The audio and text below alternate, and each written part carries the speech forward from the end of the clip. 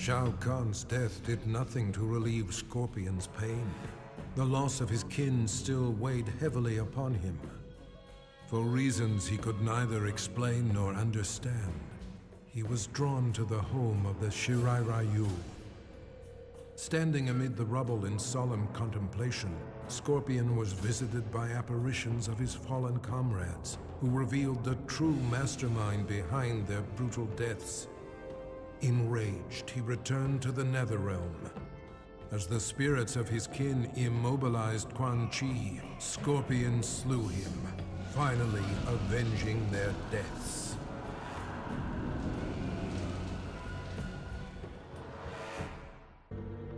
Having defeated Shao Kahn, Liu Kang believed he was the only one capable of defending Earthrealm against outside threats. During the invasion, Raiden had been more burden than ally. Brazenly, he demanded the Elder Gods grant him the Thunder God status. In a one-match Mortal Kombat tournament, Liu Kang defeated his former friend and mentor. Liu Kang's request was granted. He was made a god, the new protector of Earthrealm.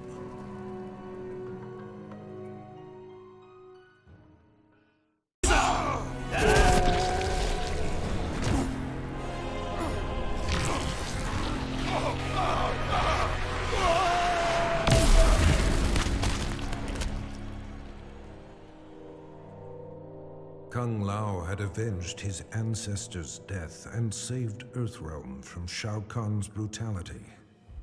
In quiet reflection with Raiden at the grave of the great Kung Lao, he touched the modest stone marker. Images of past events, moments of someone else's life, flashed through his mind, concluding with a lost battle against Goro. Raiden theorized that Kung Lao had unlocked memories of his past life. The Kung Lao that stood before Raiden was in fact the reincarnation of the great Kung Lao, who had been defeated by Goro 500 years ago. He had accomplished in the present what he could not in the past.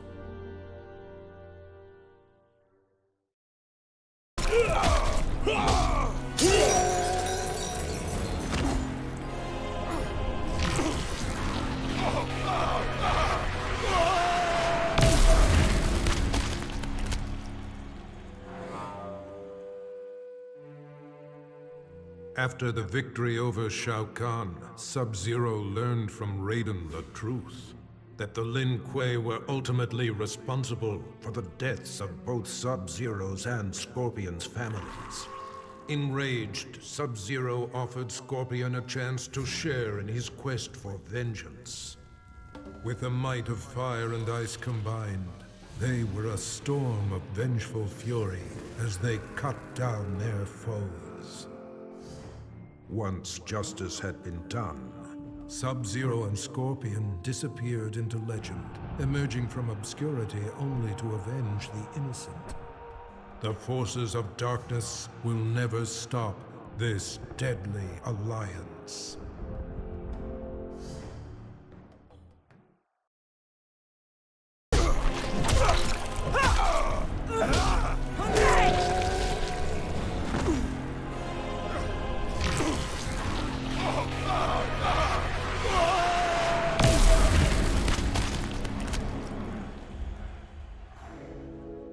The spell that bewitched Queen Sindel had been broken. She did battle with Shao Kahn and slew him, punishment for the suffering he brought upon her and millions of others throughout the realms.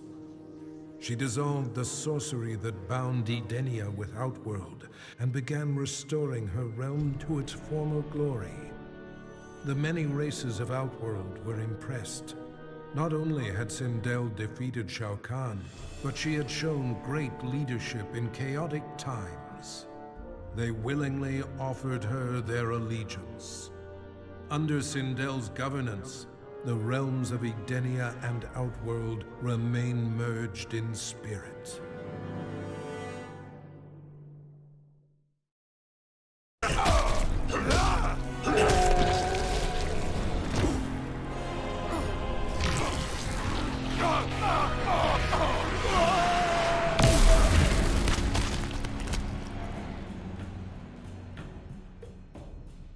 Having defeated Shao Kahn, Reptile was feared by all.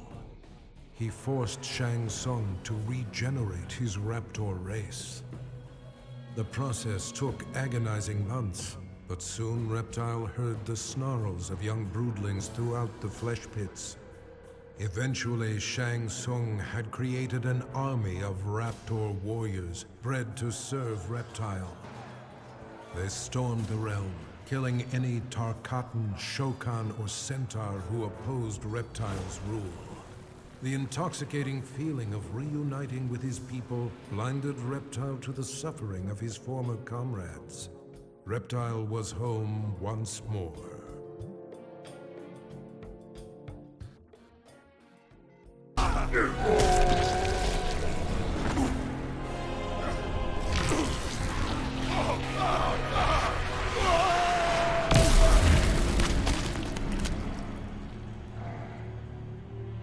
With Shao Kahn dead, Ermac was no longer bound to him.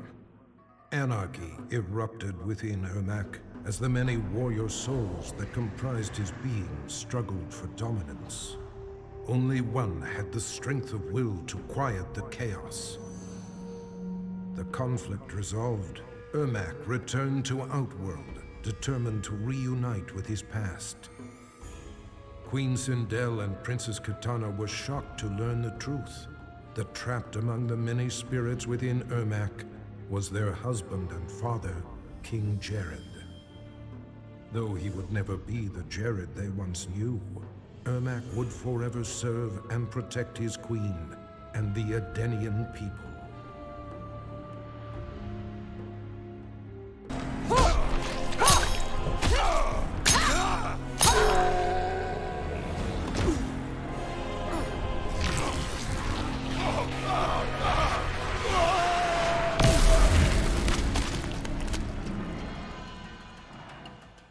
Kitana had ended Shao Kahn's life for his betrayal.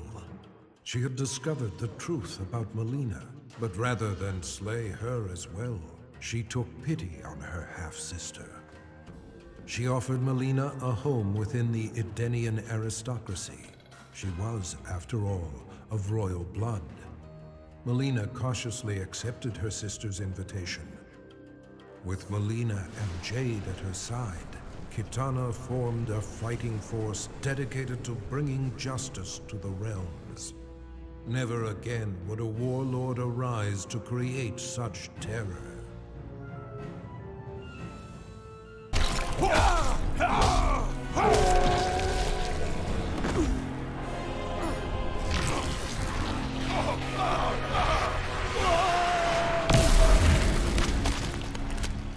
As the last remnants of Shao Kahn disintegrated, Johnny felt strange, as if he had lost control of his body. Suddenly, powerful energy burst forth, destroying everything around him. Johnny sought the aid of Raiden and Nightwolf, but their efforts did nothing to stop these random spasms of destruction. Desperate, Raiden transported Johnny to Sado, the realm of order, where he could be taught to control his power. Johnny Cage will transform into a warrior powerful beyond mortal imagining.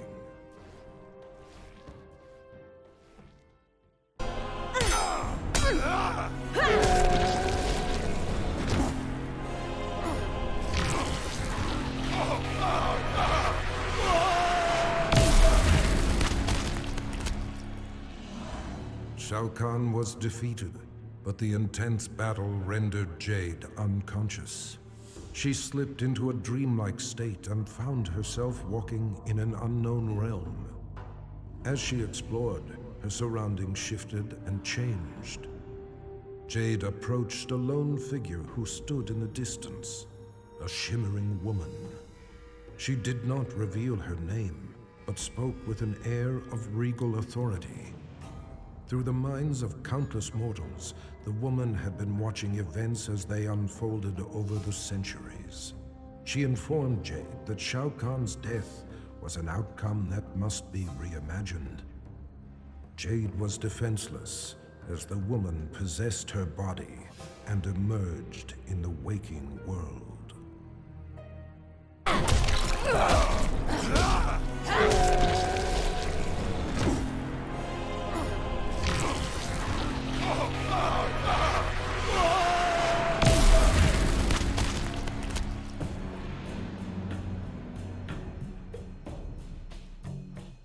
Melina killed the Emperor in a fit of deranged fury. But she was unaware that her victory resulted from Shang Tsung's designs. He had imbued Melina with the ability to drain Shao Kahn's dark magic, rendering him vulnerable. Now Shang Tsung was ready to execute the next phase of his plan. Murder Melina and take Shao Kahn's power for himself. But Melina instinctively wielded her new dark power against the sorcerer. Shang Tsung's end came quickly. Melina absorbed his soul, multiplying her strength. She then set out to claim an even bigger prize, the soul of a Thunder God.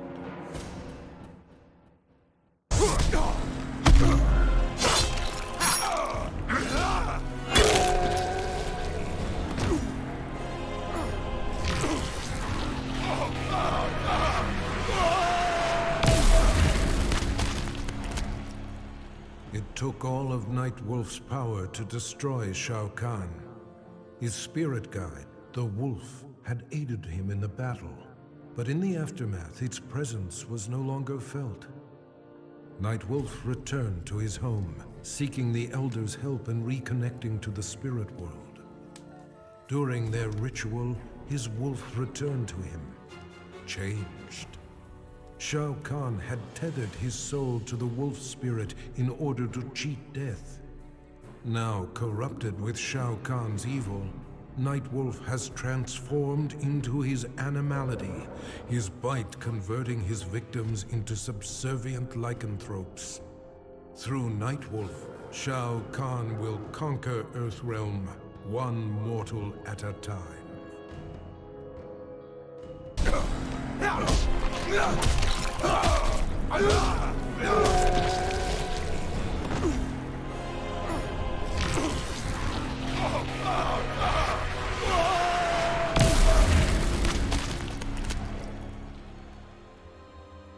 Though he had pledged his life to the Lin Kuei, Cyrax left the clan to help the Earthrealm heroes turn back Shao Kahn's invasion. For this act of desertion, he was marked for termination by the new Grand Master, Sector. Surrounded and severely outnumbered, Cyrax prepared to meet his fate when Raiden came to his aid. With him were 100 Shaolin monks. The Lin Kuei were defeated, though Sector was not counted among the dead. Cyrax was offered sanctuary at the Wu Shi Academy, where he has begun a new life as an honorable warrior for peace.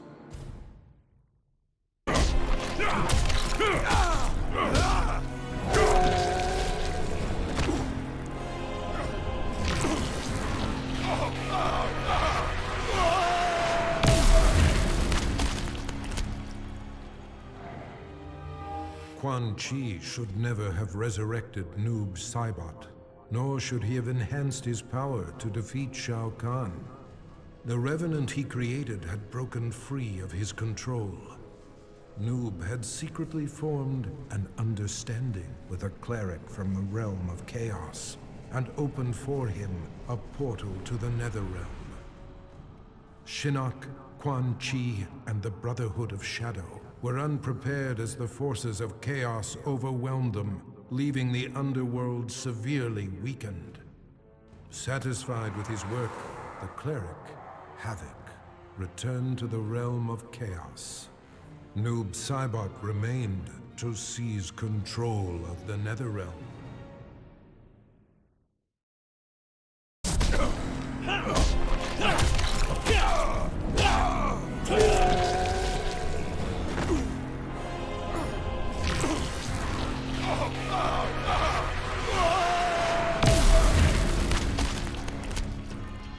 Shao Kahn's violent death shook the very core of Smoke's being and dislodged his earliest memories.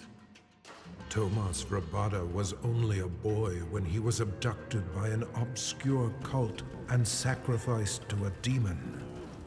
Burned alive, he returned to the mortal realm as an Anenra, a creature of smoke and vapor. His captors were helpless against his shapeless form as he lashed out with rage, killing them all. His murder avenged, he returned to his human form, remembering nothing of his former life. Now aware of his true identity, Smoke understands he is no mere assassin. His destiny has been revealed.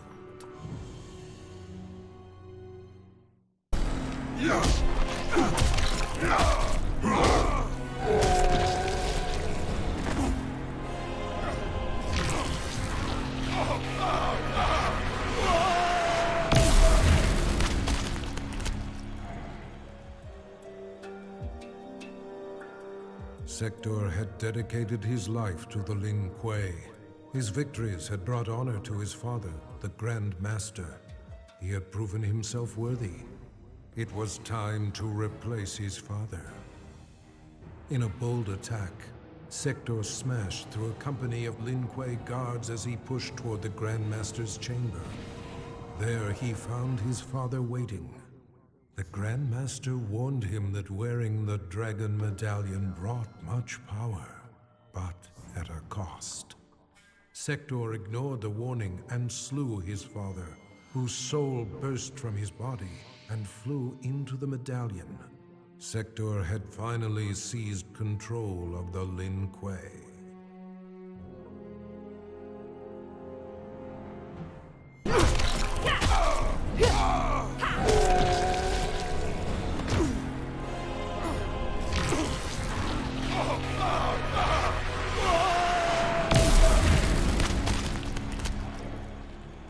The loss of friends and allies during the battle with Shao Kahn took its toll on Sonya Blade's sanity.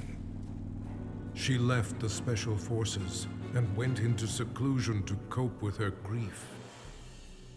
But her solitude was brief, as she found herself regularly visited by an apparition who claimed to be her missing father.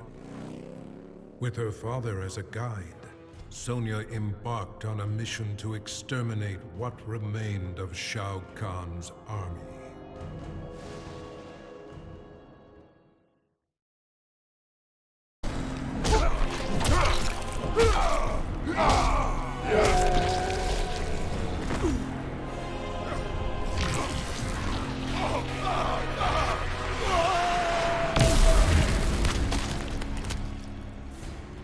After the invasion was thwarted, many of Jax's allies had seemingly disappeared, leaving him to clean up the mess on his own. He searched for Shao Kahn's remaining forces, utilizing a new cyber scanner designed to remotely access worldwide databases. Navigating its virtual reality interface, Jax inadvertently accessed Kano's brain through his optical laser implant. Their minds linked, Jax virtually battled Kano. Finally, he captured and quarantined Kano's consciousness within the Special Forces mainframe. The dangerous criminal had finally been neutralized.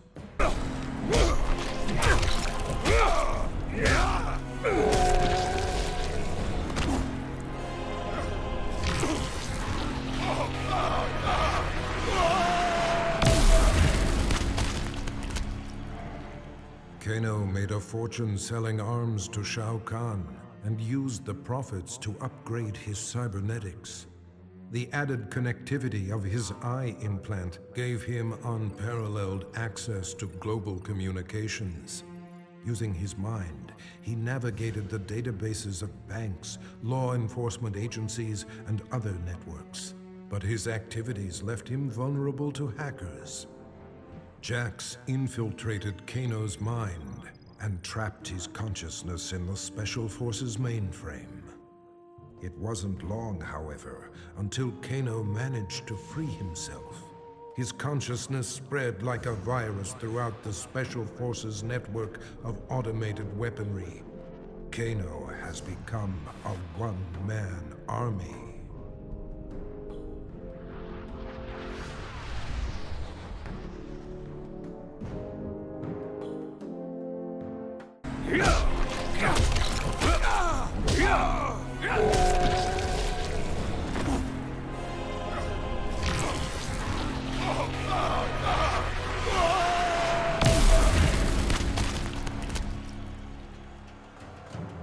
Despite telling the world that he was simply doing his job, Stryker was made a hero for saving Earth from invasion. He received both the key to the city and the Congressional Medal of Freedom. Press and paparazzi hounded his every move. His biography spent a year on the bestseller lists. Stryker action figures flew off the shelves and into every young boy's hand. But when approached by Hollywood for the rights to his story, Stryker put his foot down. Never would he allow himself to be portrayed by Johnny Cage.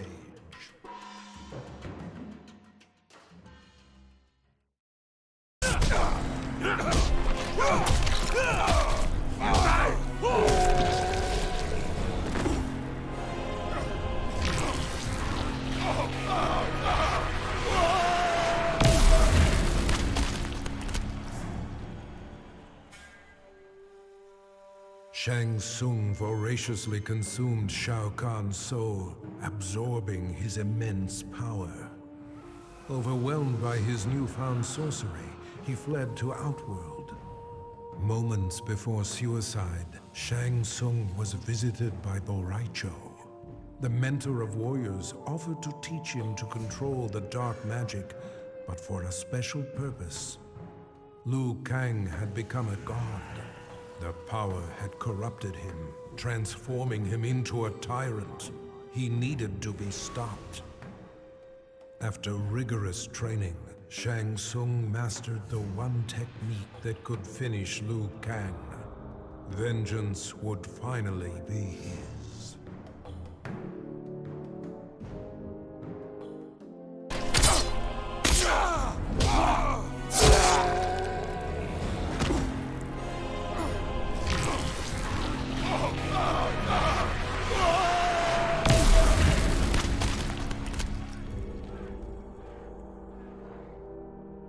Shokan and Centaur alike were enraged that Baraka, Shao Kahn's trusted enforcer, had turned on their master and killed him just as Earthrealm was within their grasp. But their anger turned to admiration as the lifeless body of Shao Kahn transformed into that of the treacherous sorcerer Shang Tsung. Shang had attempted to claim the realm for himself by posing as Shao Kahn. The deception had not fooled Baraka.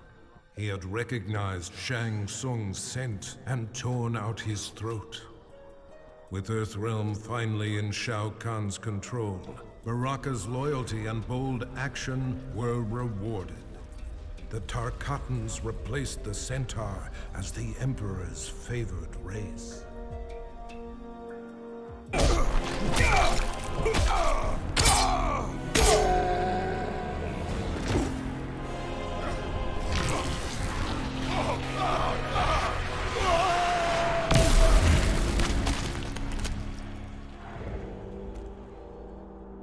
Victory over Shao Kahn came with a heavy price.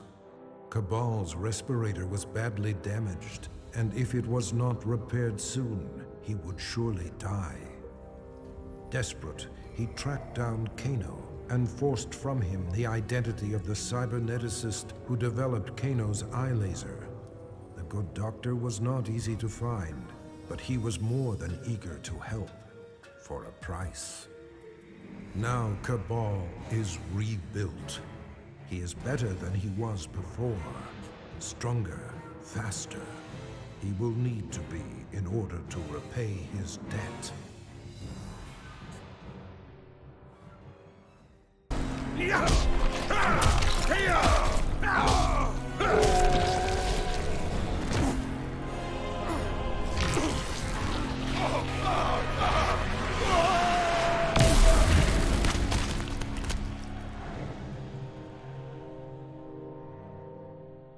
Shao Kahn was gone, but the scars of the merging of realms remained. Remnants of the invasion force roamed freely and had to be dealt with. But Earthrealm is vast, and Raiden is but one being. He recruited 4 warriors, one for each direction of the wind, and divided his soul, placing one part in each of them. Through these new heroes, Raiden can combat the forces of darkness in 4 places at once.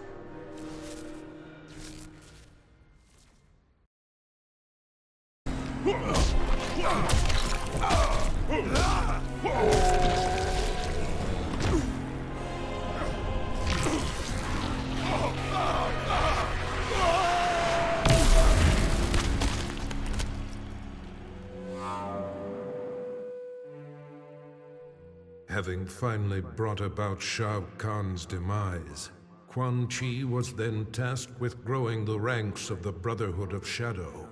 Many warriors had perished in Outworld's invasion of Earthrealm. Quan Chi stole their souls and remade them to serve his master, the fallen Elder God. The task completed, Shinnok repaid Quan Chi's service by ordering his execution, thereby eliminating a possible challenger to his rule. Quan Chi had anticipated this act of treachery, however, and resurrected Shao Kahn, the ultimate phantom warrior. With Shao Kahn as his enforcer, Quan Chi struck down the Brotherhood of Shadow and Shinnok. Quan Chi forgives betrayal from no one, not even a god.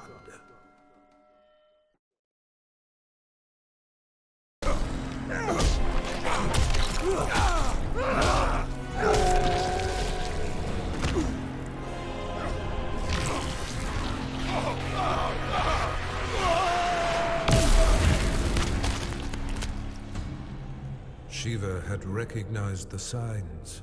Her people were out of favor and in decline. The Centaur would soon dominate Shao Kahn's forces, while the Shokan would move inexorably toward extinction. Shiva's act of defiance, her murder of Shao Kahn, made possible a new home for her people among the mortals of Earthrealm, a world free of both Tarkatan and Centaur. With cooperation from world leaders, Shiva secured for the Shokan the continent of Australia. In return, they would protect Earthrealm from future invasions. For her leadership, Shiva was exalted, the most honorable Shokan in their proud history.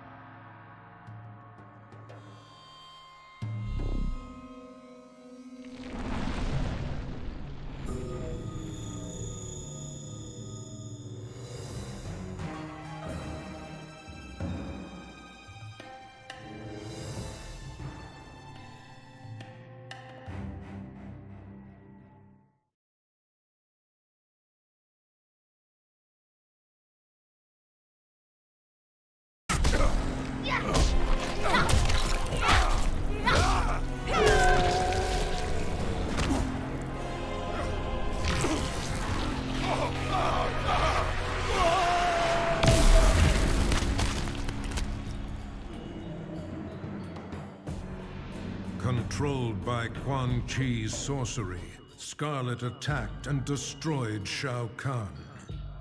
As Quan Chi's magic subsided, she realized her unwitting role in his plot to bring ruin to Outworld. With Shao Kahn's blood splattered across her body, Scarlet absorbed his immense strength. She used this newfound power against Quan Chi. Brotherhood of Shadow Warriors raced to defend the sorcerer, but their blood only served to make Scarlet invincible. In a battle between sorcery and gore-fueled fighting power, she avenged her fallen master. Having served her purpose, Scarlet disappeared into the shadows, awaiting Shao Kahn's rebirth.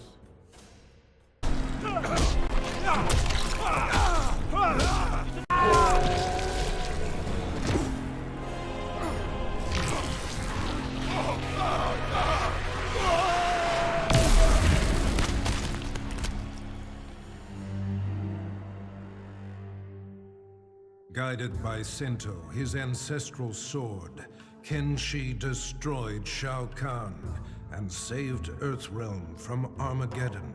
But he had not yet exacted revenge on Shang Tsung. The elusive sorcerer had hidden himself somewhere in Outworld. Jax allowed Kenshi access to a newly developed portal that permitted travel among realms. In return, Kenshi agreed to serve the fledgling Outer World Investigation Agency. After countless missions, he finally located Shang Tsung. With a roar, Kenshi plunged Sento through Shang Tsung's chest. The magical sword drew the souls of Kenshi's ancestors into itself, leaving Shang Tsung a withered husk. His vendetta fulfilled, Kenshi left Shang Tsung to die, alone and powerless.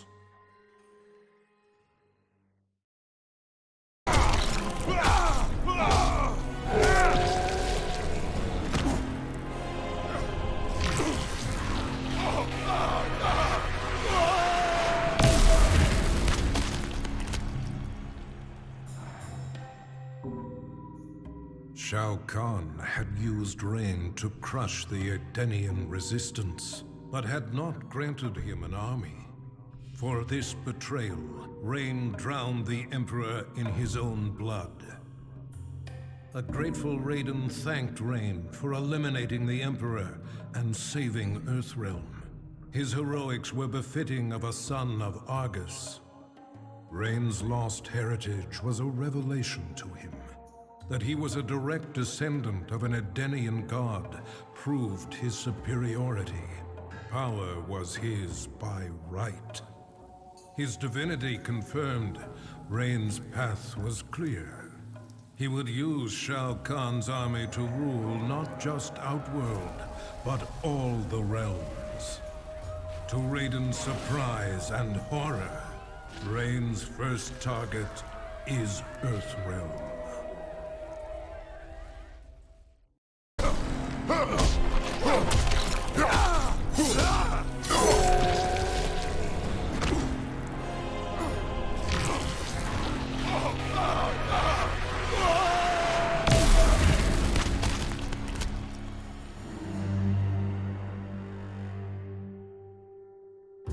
Freddy Krueger's bladed hands tore through Shao Kahn. The demonically enhanced weapons had been more than a match for the Emperor's dark magic. Though Freddy had saved Earthrealm, Nightwolf recognized him as an evil spirit, and in a shamanistic ritual, sent him back to the Dream Realm. But that decision proved ruinous. Freddy did not resist. He welcomed a return to immortality.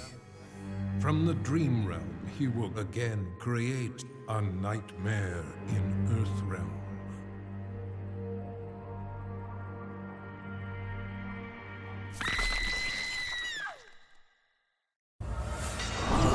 With Shinnok defeated, Liu Kang explored the Nether Realm, a world that, without Shinnok's controlling power, had descended into chaos.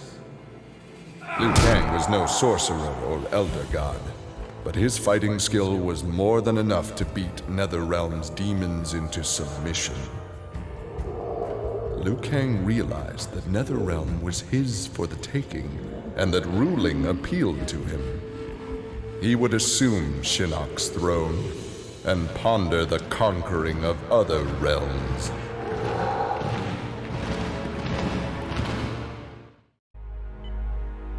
After Shinnok's fall, the hospitalized Johnny Cage asked Jax to fill in as leader of his squad. Jax agreed. It was a chance to spend time with and protect Jackie. Boarding their transport after a routine mission, Jax's greatest fears were realized as the mercenary Aaron Black sprung from the cargo bay and fired on the young heroes. Fortunately for Jackie and company, Jax's quick reflexes and bulletproof arms deflected the assassin's rounds. Jax quickly subdued Black, then slipped into shock as a red stain engulfed his chest.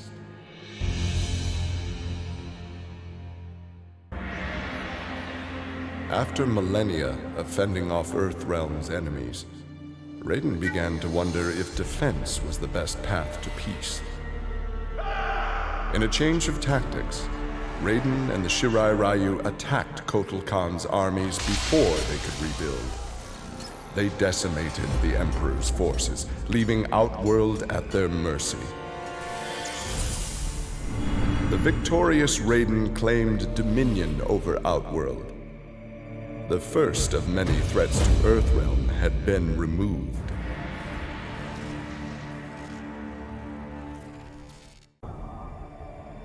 After Shinnok's defeat, Kung Lao found himself trapped in the Netherrealm, his soul corrupted by Quan Chi's dark magic. There he would have remained but for the aid of his cousin Kung Jin. Together, their Shaolin strength repelled the evil sufficiently enough for Kung Lao to escape that dark realm and control his inner demons. Compromised but not lost, Kung Lao now exists as an agent of vengeance. He will show evil no mercy.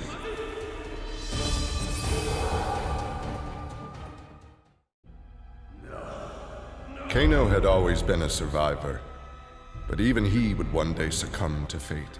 His ideals of ruthless terror would die with him, unless he could pass on his methods to a new generation. Combat, weapons, high-tech sabotage, torture, all would be part of the curriculum. But before his students could learn his techniques, Kano would beat the weakness out of them. They would understand, or die trying. Kano's first pupil? His own son. Class was now in session. Earthrealm belonged to Shinnok. It became the staging area from which he would finish his war on the Elder Gods, which began eons ago. The Elder Gods had lied to the denizens of the realms. They were not individual beings, but merely parts of a greater collective known as the One Being. Shinnok would merge the realms and awaken him. Whole once more, the One Being devoured the Elder Gods. Shinnok watched with satisfaction. This reality had finally come to an end.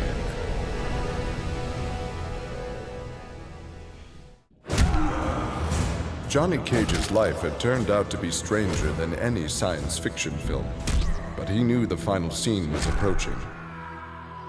With Raiden's direction, Johnny was able to sail to Shang Tsung's abandoned island fortress, where his adventure had begun, to contemplate his future. Amid the rubble, Johnny found an ancient tome. Its pages revealed that Shang Tsung had unraveled the secret to Edenian long life. Johnny Cage's retirement would have to wait.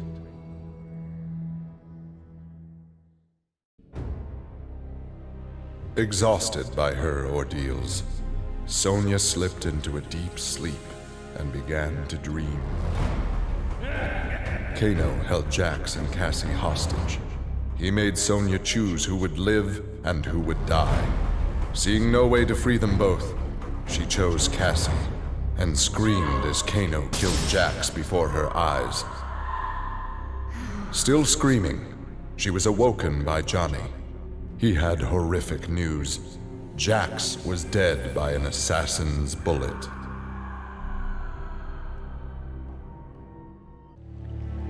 Having defeated Shinnok, Kenshi joined Takeda on his quest to avenge his mother Su-Chin's murder. Their travels took them to a cave where he and Takeda freed a man, Taven, encased in a stalagmite. Kenshi told Taven that his brother, Dagon, was the founder of the Red Dragon Assassin Clan. Dagon had not only murdered Su-Chin, but his and Taven's parents as well.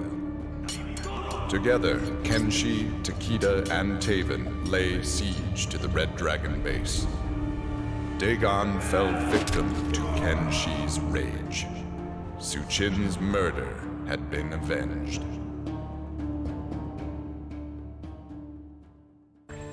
Alone once more, Ermac searched the labyrinthine corridors of Shao Kahn's old fortress, searching for the source of a faint voice calling to him. Suddenly, a wisp of dust brushed his chest, wrenching free one of his many souls.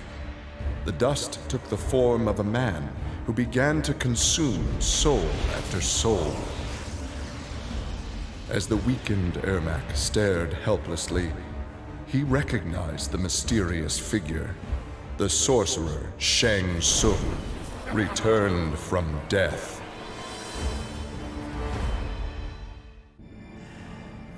Remorse for his role in resurrecting Shinnok weighed heavily upon Scorpion's soul. His desire for vengeance had brought Earthrealm to the brink of destruction. Scorpion offered to perform harakiri to atone for his offense. But Raiden suggested a more productive alternative. Instead of death, Raiden sentenced Scorpion to life. He imbued Scorpion with a small portion of the Jinsei's power, linking him to Earthrealm's essence. Scorpion and his Shirai Ryu clan would protect the Jinsei and Earthrealm forever. Nearly 150 years ago, Aaron Black had been hired by Shang Tsung to assassinate an Earthrealm warrior. In return, Shang had slowed Black's aging process. He could therefore afford to be patient. If an employer wanted someone dead, they would be in time. A team of young Earthrealm warriors had caused Aaron Black's current employer, Kotal Khan, much inconvenience. With the patience of a viper, Black eliminated them all.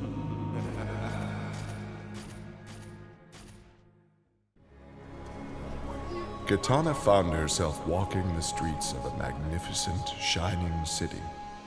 This was Edenia, a realm freed from Outworld, and Kitana was its beautiful queen.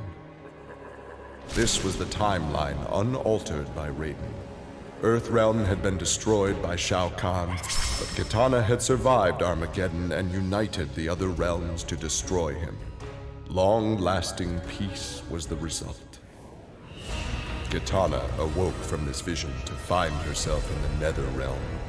She was not the queen of Edenia, but a revenant of hell, and she hated Raiden for it.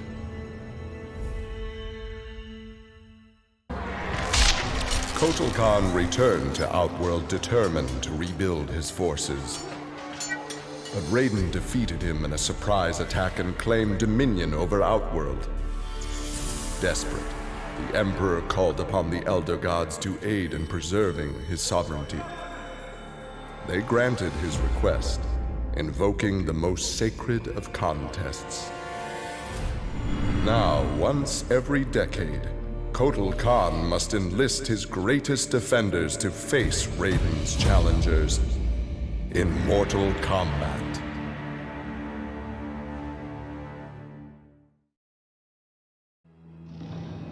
Grandmaster Sub-Zero knew his Lin Kuei clan would need more than martial arts to stave off future threats to Earthrealm. In the frozen reaches of Outworld, he found the answer. A female frost dragon with a clutch of eggs. With his ability to freeze, Sub-Zero hatched the dragonlings. They accepted their Lin Kuei masters and their training as combat mounts. With a force of dragon riders, the Lin Kuei's ferocity became legend. None dared risk conflict with Earthrealm.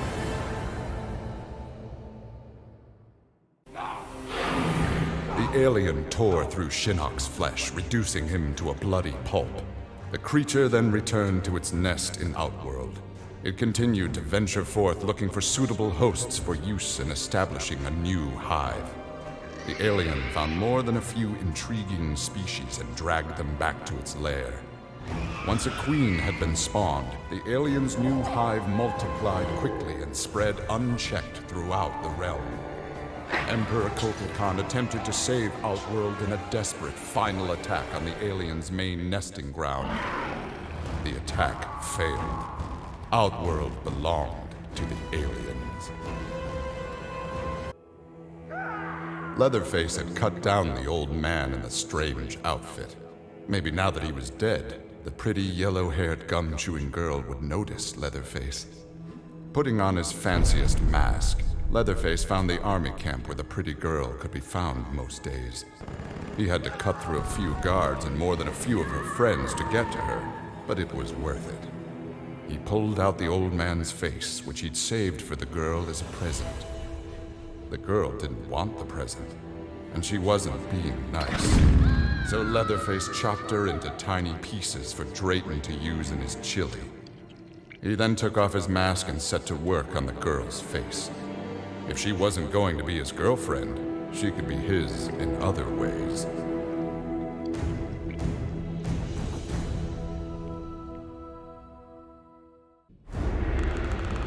This world called Earth produced many worthy opponents, which made for excellent sport. Some possessed a power previously unknown to the Predator's race, sorcery. The Predator sought to harness this new power for use in his conquests. He analyzed a trophy from a recent battle and eventually discovered its secrets. With the power of sorcery, the Predator was unstoppable and decimated whole worlds single-handedly. He had become the apex predator.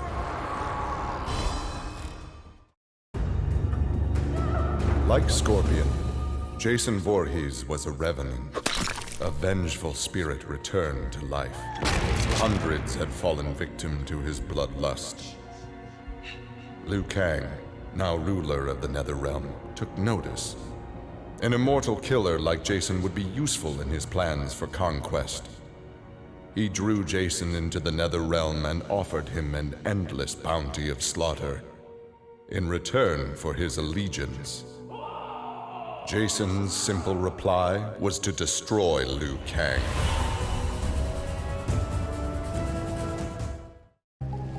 After Shinnok's defeat, Reptile was ordered to Earthrealm by Kotal Khan to assess the damage.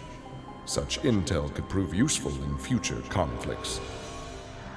Stumbling upon a collapsed cavern, exposed during the crisis, Reptile was shocked to see raptors emerging from within. Unlike the rest of his race, these raptors had never left Earthrealm for the doomed realm of Zaterra, and thus had remained safe and hidden. Alone no more, Reptile vowed to remain with his rediscovered people and reclaim their Earthrealm homeland.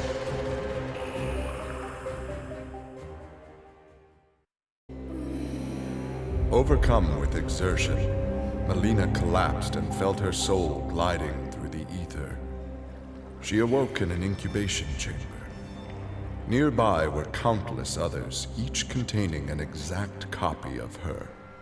Melina found she could read each being's mind and they hers. They quickly realized the benefit of so many fierce warriors sharing one mind. As they plotted revenge on their enemies, the architect of the Melina's awakening laughed quietly. For many years, Farah and Tor were a symbiotic pair, as is natural with their species. But that bond was broken when Farah came of age and began the Great Transformation. Farah Tor returned to the Tarkatan Wastes, where Farah began her metamorphosis. The process took an agonizing 3 outworld years, during which time Tor withered and died. Now a brute, Farah will be chosen by a rider. A new symbiotic pairing will be forged, and new battles will be won. With Shinnok defeated, Takeda and his father set out to find his mother's killer, a member of the Red Dragon clan. Special Forces tech enabled Takeda to locate the clan's base and disguise himself and Kenshi as they infiltrated their ranks. Deep within the mountain stronghold, Takeda discovered an actual dragon, a prisoner of the clan. The creature used its magic to divine the murderer's name, then transport Takeda and Kenshi to a faraway cave. There they discovered a man encased in a stalagmite. The dragon had said this man would also have reason to confront Su Qin's killer. Takeda began to free him.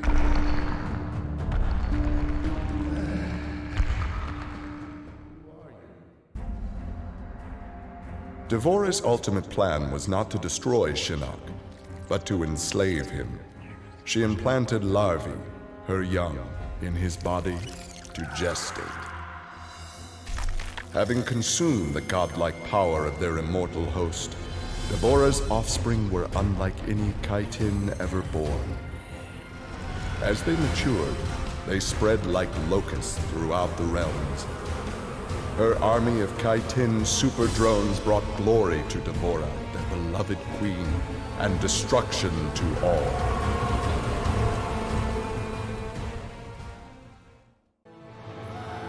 Cassie Cage's impressive victory over Shinnok led Raiden to give her a new important task: hunting down a soul stealer. Cassie did not have to be told that the suspect could be a resurrected Shang Tsung. Having tracked him from the site of his last known assault, Cassie confronted the withered old man. He fought desperately but was ultimately defeated. As the old man lay dying before her, Cassie asked his name. With a mixture of sadness and relief, he whispered, "Shujinko."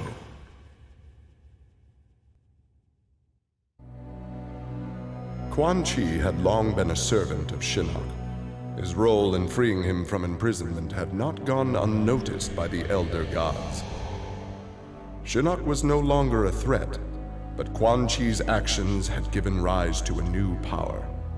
After much deliberation, the Elder Gods contrived a plan to rebalance this power before it grew further. Free will was burned from Quan Chi's soul and replaced with a single directive. He must kill Raiden. After his incursion into Earthrealm, Kotal Khan had become a prime target of Special Forces surveillance. Jackie Briggs was assigned to monitor his activity. Jackie followed Kotal Khan to an equatorial jungle, where he entered a hidden pyramid. Inside, he retrieved a glowing crystal skull. Jackie attacked the Emperor and raced away with the object. Jackie was praised for her work, but couldn't help thinking her interference was what Kotal Khan had wanted all along. The Shokan had become outcasts for refusing to aid either side in the Outworld civil war. But with the conflict over, Prince Goro decided to re-enter the political landscape. Kotal Khan's armies were weak from years of battle. Melina's rebels were scattered. It was an easy matter for the Shokan to seize control. The newly crowned Emperor Goro had his rivals exterminated. No Ashtek, Kaitin, Edenian, or Tarkatan would usurp his throne.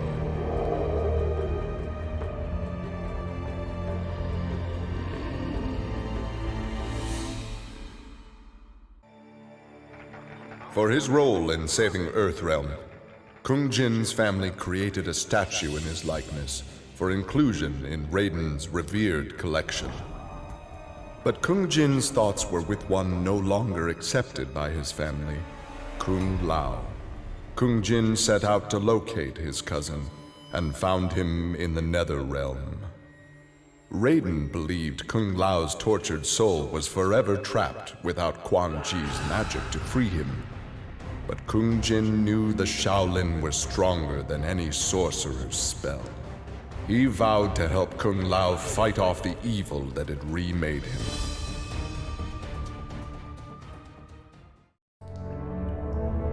Standing over Shinnok, Tremor reveled in his power.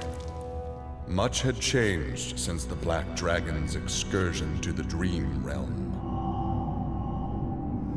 Kano had sent Tremor's team there to retrieve a psych bomb to be used in Kano's theft of Shinnok's amulet. Exposure to that realm had increased Tremor's power and expanded his mind. He would evolve into an earth elemental, a demigod whose power would rival that of Raiden and Fujin.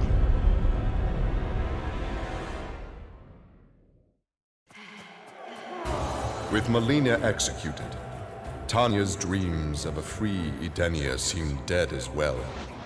She and the other rebels were fugitives from Kotal Khan's justice. Her fellow Edenian, Rain, had proved a powerful ally and a satisfactory consort, but he had become useless to her. In exchange for leniency, Tanya informed the Khan of Rain's whereabouts. Imprisoned but alive, Tanya's plotting began anew.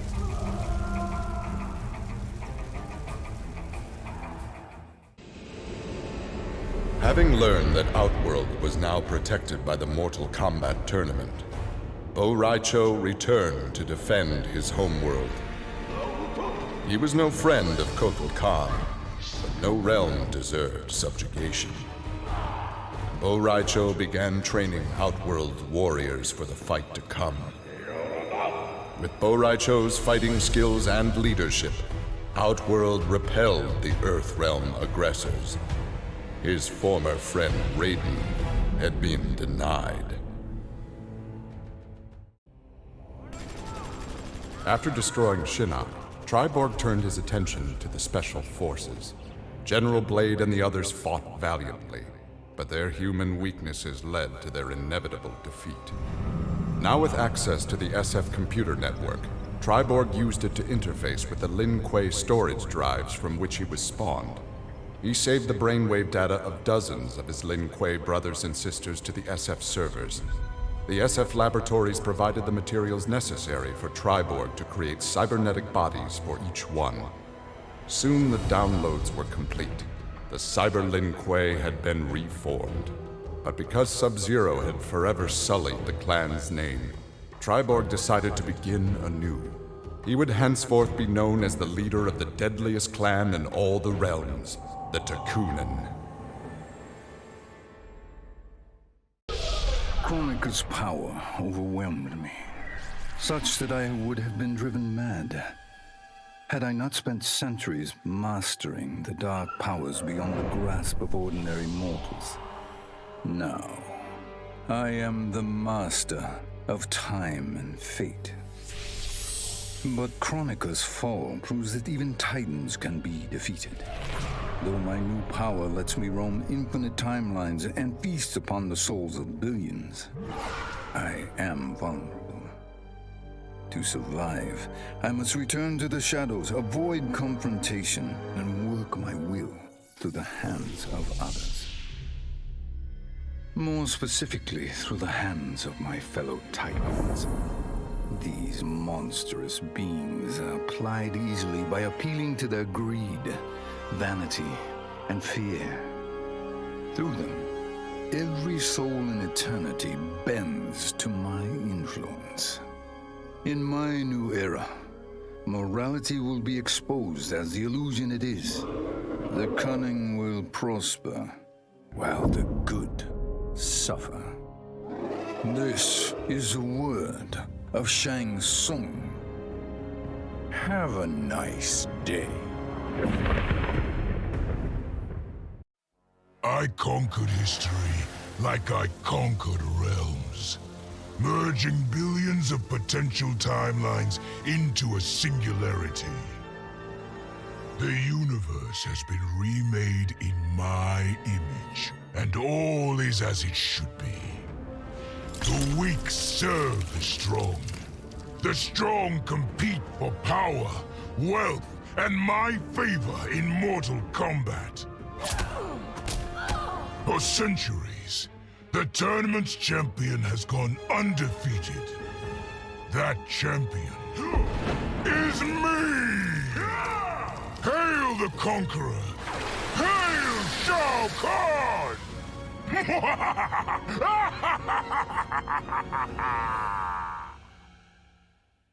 Sub-Zero dismissed me. Raiden dismissed me. They all did, even Kronika. Until I froze the smug looks off all their faces and became the Lin Kuei's new Grandmaster. The Hourglass offers even greater prospects. With it, I'll mold history to carve my name on everyone's lips. But even its power has limits. My vision can be upended by people's individual choices. Unlike Kronika, I won't let these imperfections fester until time itself must be restarted. The Lin Kuei will be my time warriors. Traveling through history, they'll get rid of those whose actions threaten my vision. From now on, no one will overlook my greatness. I'll never be dismissed again. Before I was Nightwolf, I was a fool named Greycloud. Born into poverty, I resented my ancestors for giving up our future to colonizers. Kano offered a way out, promising riches if I stole my tribe's most sacred relics. I was sorely tempted. But then I realized that by saving myself, I'd be surrendering the last of my people's dignity. For the first time, I defended the Matoka's pride. Kano was unimpressed.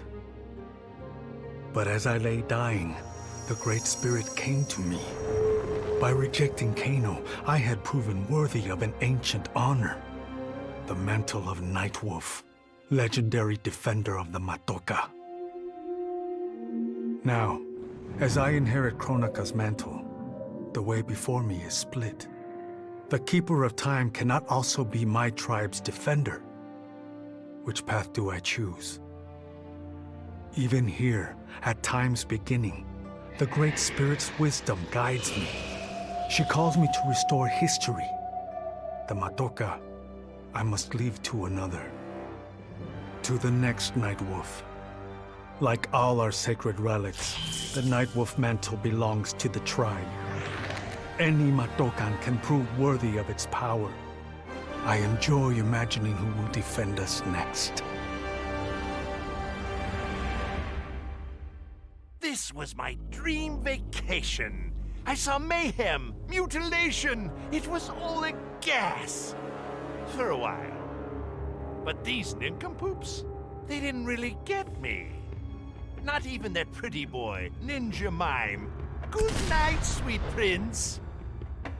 I'd finished just about everyone worth finishing in Earthrealm and Outworld, even lovable old Netherrealm. I was a lonely heart in search of new friends. But as luck would have it, I had just the gizmo to find them. And oh, the Hourglass spoiled me. Havoc and I are going to be bosom buddies. And what's that? My new pal knows an entire realm devoted to law and order, and he exists solely to disrupt it. Well, I say, he and I need to get busy.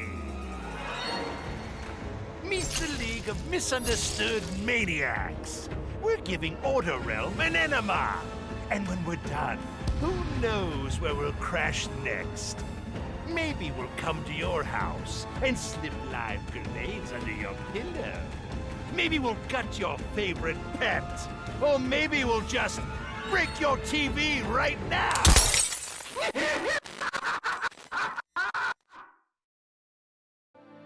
This whole adventure, capital I insane. I marry Sonia? I have a kid who actually likes me? Inquiring minds want to know how the hell that happens. So I get the hourglass to show me how kicking Shinnok's ass, which I did beautifully, turned me from Hollywood megastar into global icon. So far, so good. Until I let that fame screw me up. Didn't hit rock bottom until I saw just how badly I'd let down my little girl. I finally got what old man me was saying about needing humility and maturity. But I also knew I couldn't get there without living the same life he did. So, I restored the timeline just as it was. With one tiny little difference. Sonia's story won't end underneath the rubble of some busted-up Netherrealm castle. Because Johnny Cage flicks always have happy endings. None of us saw Kronika coming, not even Raiden. But with the hourglass, I can see every terror in the realms. Any sane person would run screaming at the sight of them. It's my duty to take out these ancient, all-powerful beings. But to do that, I need an elite squad of immortal gods. Turns out, to make a new god, you've got to destroy an old one. So I hunt the oldest I can find, an omni-deity from a forgotten, unpronounceably named realm. It's the fight of my life, but I've got something this god doesn't. Family. In my past, these were the people who mattered most. Now, they're my god squad. My daughter, my brother in arms, my goddaughter. Yep, even Johnny. But only because Cassie insisted. And maybe I missed him a little. Just don't let him know that.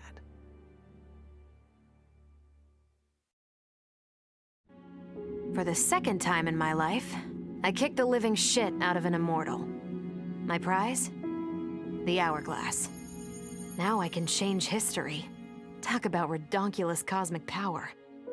But despite what you may think about Beverly Hills girls, that is so not my style. The chosen one thing is for the Liu Kangs and Katanas of the world. In the next timeline, all I want is to be a model soldier, to command the next generation of special forces. We were born to defend Earthrealm. Just like the heroes that inspired me. My parents. Okay, so there's one more thing I want. My mom back. Not just for me, but for Dad. He and my mom deserve a happily ever after retirement. We'll never know how different things were the last time around. But we'll be together. A family. And that's all that matters. All I wanted was to fix my life. Now I have the power to fix history. Raiden warns me, I can't fix everything. Change too much and I could lose Vera, lose Jackie. But this power is bigger than us. If I think only about helping myself, what kind of officer am I? What kind of man? I've been lucky. My family and I have lived the American dream. But most people who look like me haven't had that chance. I owe it to them to put things right. And I'm not waiting centuries for people to get woke when I've got the power to speed things up. I don't get it right the first time, or the second, or even the third.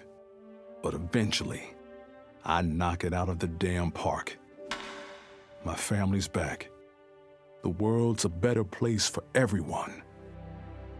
Turns out, you can have everything. Anyone who says you can't needs to dream bigger. I'd snuffed out every devil in hell until Netherrealm invaders showed up to piss me off. It would have cost a lot of power fighting them alone. but they were being hunted by my new friends. Call them Fire and Ice. They argue constantly, which is why I usually like to roll solo. But when it comes to killing demonic assholes, these guys don't flinch. I can get along with that. The Grandmasters tipped me off to Kronika. Said she was resurrecting some Netherrealm god named Shinnok. But that's not happening on my watch. Kronika's just as much a devil as Malbosia. Both make promises, both tell lies, both underestimate me. That's why I'll make a new hell for them, where they can burn together for eternity.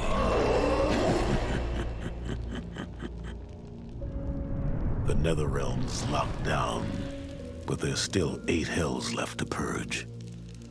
It's time to bring up the reserves. I made choices in my life that sealed my fate. I'm beyond redemption. But even the damned are capable of doing some good. So all you devils out there, making false promises and spewing lies, we're coming. And you don't have a chance in hell. I made my future self a promise that I would not stay mired in the past.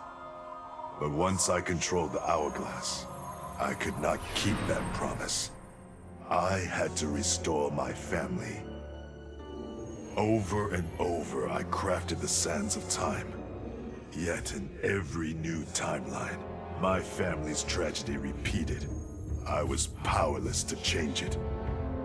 After eons, I learned the truth. Kronika was not alone. She was one of many titans, each more powerful and ancient than the Elder Gods. It is they who conspire against us. Myself, my family, we are pawns in their game. Why? I do not know.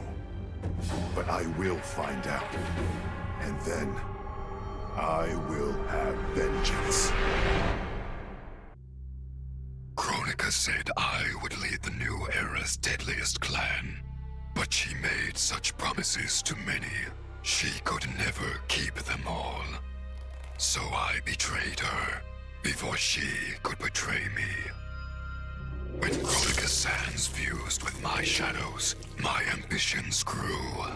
Why be a ruler of mortals, when I could rule destiny itself? Mortals resisted, but could not stop my blanketing history in cold, endless night. All is dark. All are shadows. I have had many names. Now I am become death, destroyer of worlds.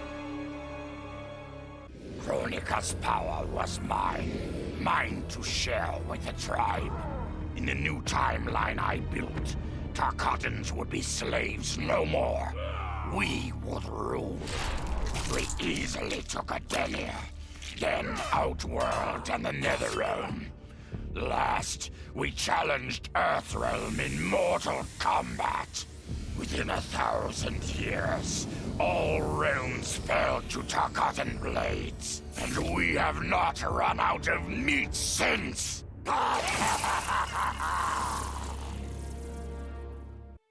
Kronika had manipulated me. In timeline after timeline, she stoked my anger and fed my arrogance, turning me against Liu Kang. My nose rubbed in my own fallibility. I was humbled. How could I be worthy to accept the mantle as keeper of time? I thought that to control time and destiny fairly, I must purge myself of all human emotion. Summoning the strongest magic, I burned away my fear and anger. All that remained was pure logic. But I learned quickly that the logical choice is often not the just choice, unless tempered by compassion and heart. Logic leads to decisions no better than those based on anger or fear. Now I am once more at time's beginning.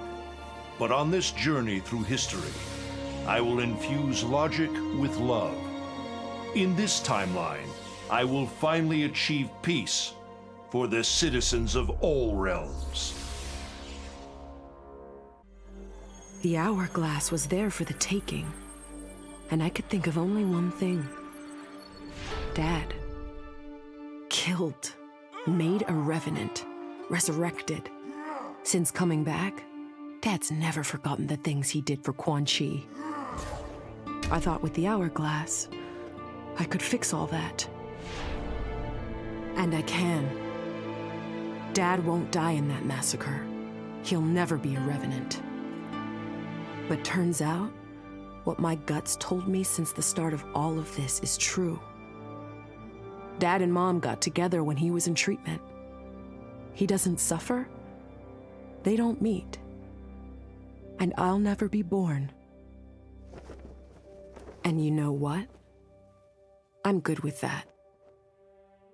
I'm not just protecting Dad. I'm protecting everyone he'll risk his life to save. In my shoes, it's what he would do. It's what a Briggs does. I know you'll never hear this, but... Goodbye, Dad.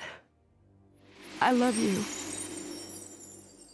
Once I gained the hourglass, my first thought was to rewrite history and redeem the Lin Kuei's honor. But then I thought of Bihan, his life consumed by evil. Before I could redeem my clan, I had to redeem my brother. With the hourglass, I wound back time to our childhood. I studied every second of Bihan's life to understand why. Why he embraced Sector's corruption. Why he reveled in the vile power given to him by Quan Chi. Armed with that knowledge, I resculpted the sands of time. I changed Bihan's life and unfroze his heart. Now we are comrades, not rivals. Together, as joint Grand Masters, we lead the Lin Kuei in defense of Earthrealm. I'd cut a lot of deals, but none spiffier than this. I spared Kronika, and she gave up the hourglass. The power to shape time and history to my liking? Oh, fuck yeah. I set it up so that everything came up aces. Every desire, every wish, every whim I ever had, done and done. But I realized pretty quick I'd sucked the fun out of things. Without a fight, winning was worthless. Nah, the fun wasn't in the having. It was in the getting. So, I changed things up one more time. Now, what I want is always just out of reach. I gotta earn it. I score lots of wins, but not always. And when I do win, it's something to savor.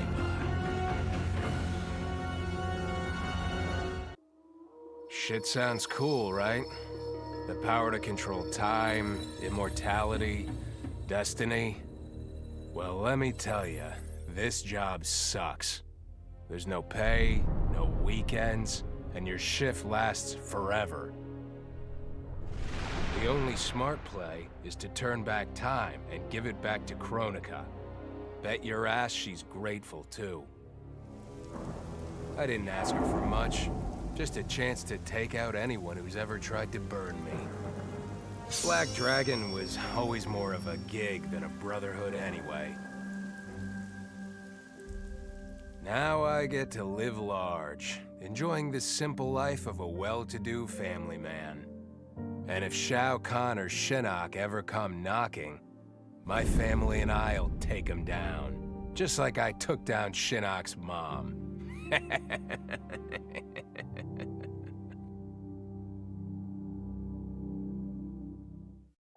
What does it mean to wield the sands of time? To be the chosen one? It means making choices that break your heart. For the protection of all, I shared Kronika's power with the people I trust and love most. Together, we replaced the elder gods that Cetrion had betrayed, and became eternal guardians of the realms. Still, my heart longs for a simpler life. The kind one cannot have being the chosen one, let alone an elder god. What Kitana and I would not give for those simple pleasures. Perhaps in another timeline, it could be ours. As I gazed upon the hourglass, I knew what I must do. Restore my homeland Edenia to existence. Experiencing Edenia's verdant lands for the first time, I've never felt such joy. But that joy was short-lived. Edenia's traditions, its languages, its culture, all were completely foreign, having been forbidden to me by Shao Kahn. I fit in with my people no better than a Tarkatan. The truth was hard. Though Edenian by blood, I am not an Edenian. I am an Outworlder. Not only that, I am Outworld's Khan. I will use ancient Edenian teachings to make myself a better sovereign. With them, I will fulfill my life's mission to better all of Outworld's people, including Edenia. Of course I defeated Kronika, and when I did, there was only one thing I wanted to do with the hourglass. Undo the defeat of my ancestor, the Great Kung Lao. In my timeline, the Great Kung Lao is the undisputed Mortal Kombat champion. Earthrealm never loses another tournament.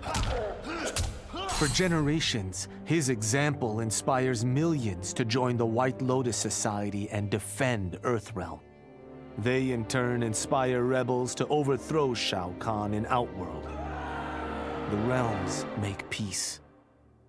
Until, inevitably, a more powerful enemy comes along and finds Earthrealm backed by Kung Lao, immortal lord of time and warrior supreme. Beat that, Liu Kang. I held the power to shape time and destiny, but I was lost. Which Khan should be restored? My lover Kotal, or my loyal friend Kitana? I heard Kotal's voice call out to me. Follow your heart, Jade. So I let my heart lead, and it took me to an unexpected place. A faint memory of home and my mother.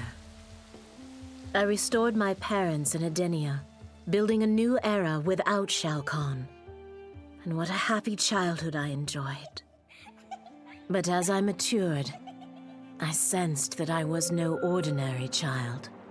Kronika's power dwelled within me, calling me to a higher purpose. When I came of age, I ascended to godhood as the protector of Edenia. Armed with the knowledge of past timelines, I challenged Shinnok and Cetrion. Without Kronika's children pitting the realms against each other, all could be at peace, and remain so under my watchful eyes.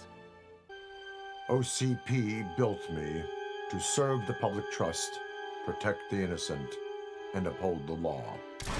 So when I found Kano dealing arms to old Detroit's gangs, I had one duty: apprehend him. I never thought the chase would take me to a different universe, let alone end in a fight with Kano's protector, Kronika. And when Kronika went down, something unexpected happened. Her power washed over me, sweeping away the limits my designers had put on my programming. For the first time, I saw the depth of OCP's corruption. It wasn't just a couple of greedy executives. It was the whole damned company. OCP is making a killing playing both sides, selling to cops and criminals. When I get home, I am bringing them to justice. It will not be fast or easy. OCP has too much cash and too much firepower for me to clean things up alone. It is a good thing this will be an interagency effort. Welcome to the future of law enforcement. Of all his daughters, Shao Kahn made me deadliest. He pulled me from the gutter, bound me to the blood code, made me fight for recognition.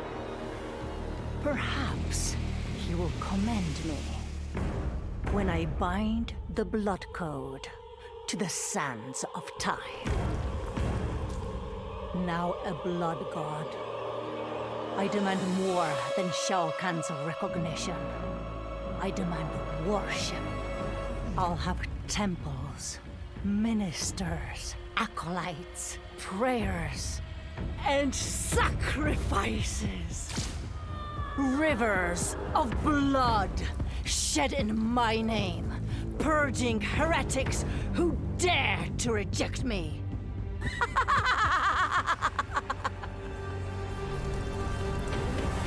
How proud Shao Kahn is now. How proud and how obedient. For the only thing better than my master's recognition is to make him beg for mine. All will worship me, or there will be blood. Truth be told, it surprised me, putting down Kronika. Not bad for a scrawny kid from Wicket. Now that it's done, now what? I don't cotton to being Lord of Time, stuck on some island at the edge of nowhere. No, Aaron Black likes being in the thick of it. Seems to me time ought to stay all mashed up. It's been a hell of a ride. Gotta keep these thrills coming. Which means making sure no one gets a chance to screw this up. Once the hourglass gets dumped in the sea of blood, ain't no one ever shaping history again. What happens next? Hell if I know. And that's just the way I like it. Vermin. That is the humanoid word for the chitin and our fellow insectoids. But with the hourglass, this one can review history and give lie to that myth. Humanoids live to kill. Without a common enemy to fight, they divide, destroy each other. Insectoids live to survive. No conflicts divide us. We build upon each other. Kin does not kill kin. So tell this one, who are the vermin? Time for this one to write a more just history. One in which pesky humanoids finally take the places they deserve, scrambling beneath our feet. In her last moments, Kronika tried to tempt me. Spare her, and she would rewrite history. With Jade as my queen, I would rule an eternal Osh-Tech empire that spanned all the realms. But Kronika never understood the Osh-Tech heart. Our lives are cloth, woven from choice and circumstance. Pull even one thread, that cloth is torn asunder and made worthless.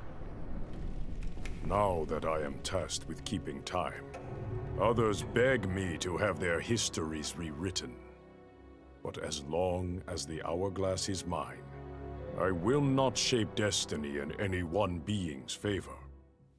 History will play out as determined by its players.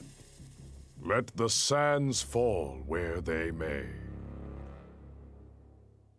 A lifetime of battle prepared me to conquer Kronika. But as the Keeper of Time, I must be a creator, not a conqueror. I thought of the many sons and daughters I've lost in battle through the years. Imagined a better destiny for my kin. A history where the Shokan build rather than destroy. The results were catastrophic. Comfort and ease extinguished the dragon's fire that once lit the heart of every Shokan. They became weak, corrupted fools. The timeline had to start again. War, for all its tragedies, is the forge of Shokan will. My people will fight. Many will die. But I will lead us to victory. And in the aftermath, the dragon's fire will blaze in Shokan hearts for eternity. I didn't ask for this war, but once it started, I had to finish it. Hands down, Kronika was the toughest enemy I ever faced. All my tactics, my training meant nothing against a god like her. In the end, it was a battle of wills. It never occurred to me that for winning, I'd get her hourglass. At first, I hoped to right every wrong in history. But then I figured out doing it meant I'd have to decide the fates of billions. Picking who lives and who dies for eternity? It was going to kill my soul. I'd end up no better than those old men who sent us off to war, not giving a shit about what would happen. And that's not the man I want to be. It's time to walk away, for good this time, leaving the pain and the ugliness behind. After all I've been through, I've earned a little peace. It was an epic accident that brought the Terminator here, rather than to his own Earth's past. But it didn't take long for him to adapt. He figured that terminating Kronika and taking her hourglass gave him the best chance at achieving his mission objective. Destroying humanity so that the machines prevail. Turns out the hourglass wasn't the ultimate weapon. No matter how many times the Terminator rebooted history, the war between humans and the machines always ended the same, with their mutual destruction. He realized this war was a losing game. The only way to win was not to play. So the Terminator used the hourglass to build a future where machines and humans don't fight. They cooperate. The Terminator knew that to preserve this future, no one else could learn about the hourglass. The information stored in his machine mind was dangerous. It had to be eliminated. That's why the Terminator threw himself into the infinite depths of the Sea of Blood. No one would ever find him, or unlock the hourglass's secrets. If you could ask him about it, he'd tell you he made the only logical choice. But in my book, that machine's a hero. Kronika's endless cycle of rewinding and restarting timelines had destroyed my spirit. But she refused to grant me either freedom or death. So I took her power to do what she could not. I would create one final, perfect timeline. Then, I would rest. But the task was more difficult than I imagined. Mortals refused to follow the paths I set for them. Timeline after timeline, my frustration grew. I began to understand why Kronika had been driven to madness. Perhaps mortals do not need a Lord of Time. I will sacrifice my body and my mantle to re-sculpt the sands so that the hourglass runs itself. And for the first time in all eternity, I can rest in peace. Kronika made big promises. Not big enough, though, for what my people suffered. Our hands built the Colosseum, the palace. We were slaves. We served or we died. Every coin I took from Shao Kahn's tributes outworld owed my people. Not that my Naknadan brothers and sisters joined arms to help me, no. Every great treasure I have won myself. I do not wait for handouts. I take what I desire. That is why I am now Khan. Netherrealm, Earthrealm, Order Realm, Chaos Realm. I want them all. And I will take them by right of Mortal Kombat. In the beginning, Shao Kahn invaded Adenia, murdered my husband Jareth, and forced me to be his bride. That's the story. But it's a lie. One I told, lest I lose the faith of my subjects, or of my daughter, Kitana. The truth, Jared was weak, destined to fail. By betraying him, I gained a better lover, and the ultimate weapon. A conqueror to unite all realms, and put them at my beck and call. Then, Kronika upended history, and I found myself confronting a future in which I had been dead for centuries. My so-called family had failed me in every way. Kitana broke my heart worst. Instead of uniting the realms, she sought to liberate them. As if the wasteland savages could ever be more than serfs. Ever the caring mother, I had to discipline my little princess. And after that, I had to discipline a titan. Now, I have defeated Kronika, outgrown Shao Kahn and Kitana. I have no more family. No more rivals. No more gods. I sit above them all, on a throne that unites all realms and all realities. Whoever you are, wherever you are, when you are before me, kneel. For I am Sindel, Empress of Time, and you exist only to serve me. With the hourglass won, my thoughts turned toward my sister. I was born from her flesh. We shared the same blood. I wanted us to be family. But she wanted me dead. I was not her twin. I was a monstrosity. How horrified she would be to know that I've used Kronika's power to take her place. Under my parents' adoring gaze, I rule the realms as Khanum of Time. My sister's friends, her lover, they cherish me. Kitana is forgotten, her name buried in the sands of history. Yet even I can't reign forever. Like all queens, I need an heir. Someone to carry on in my name and see my will done across the eons. Unlike my sister, my daughter regards me with awe and wonder. To her, I am no abomination. I am perfection. Though I first denied their truth, eventually I realized the wisdom of Liu Kang's words. There is virtue greater than my mother's desired balance. Good must be allowed to flourish. But no matter how I reshaped time, rooting out evil proved impossible.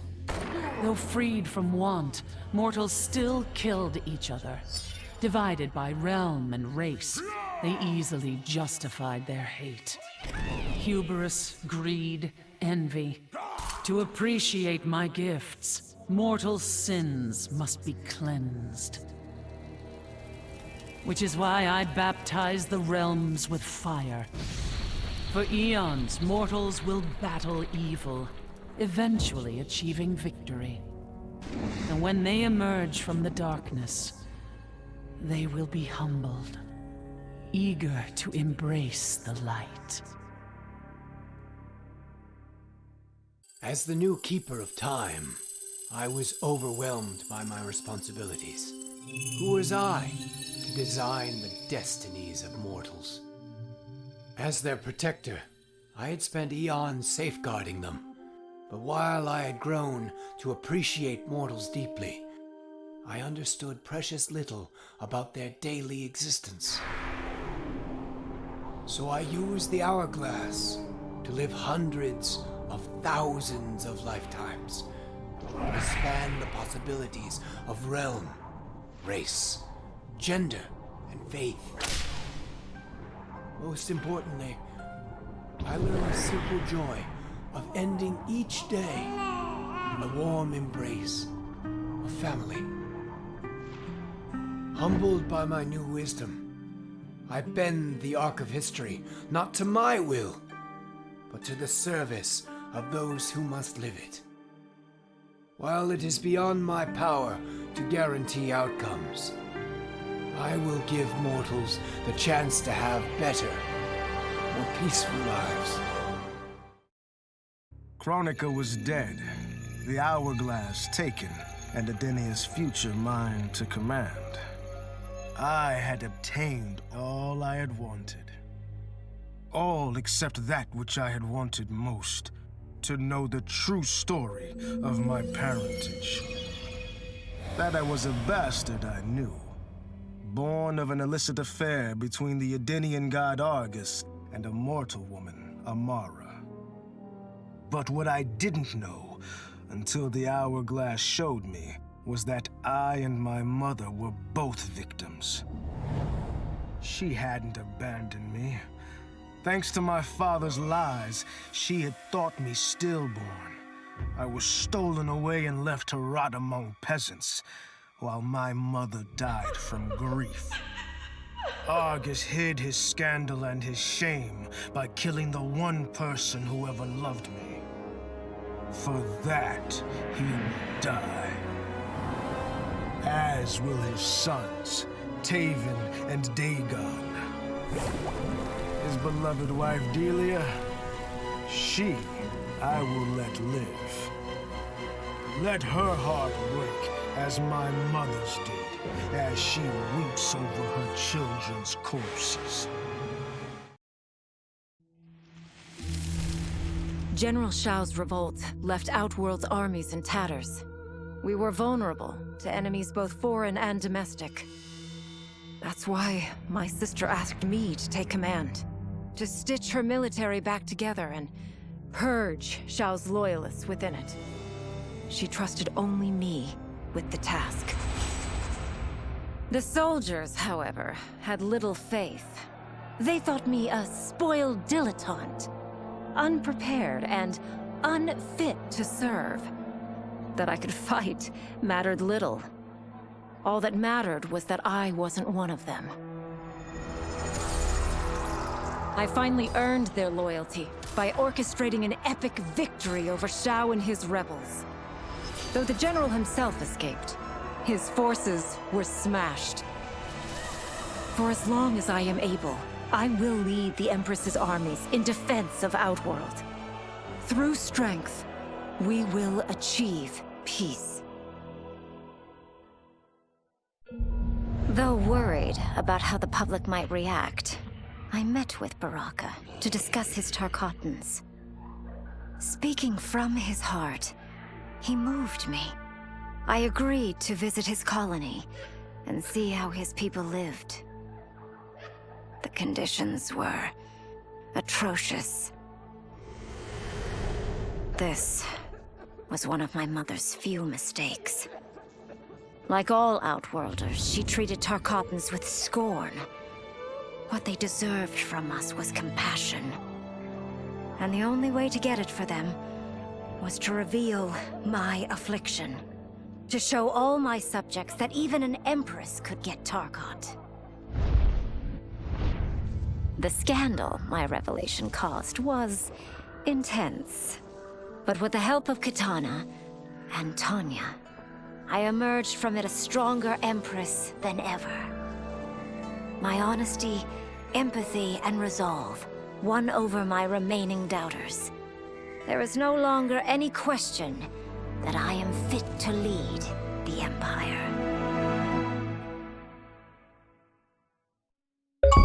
With General Shao freed from prison, we began raising a new army against the royal family. Though many were eager recruits, few were good at soldiering. It was so bad, the general was forced to change tactics. He decided that we needed a doomsday weapon. That weapon isn't a thing, though. It is a monster. Onaga, the Dragon King. The general told me the old legends were true. That his ancient ancestor defeated Onaga, trapping him deep inside Mount Sagan. The Dragon King is still there today. His pent-up fury waiting to be unleashed. Because Onaga is so dangerous, the general wouldn't risk trying to tame him before. But now, he feels we have no choice. Though I likely won't survive, I accept this mission gladly. I can think of no greater honor than to give my life in the general's service.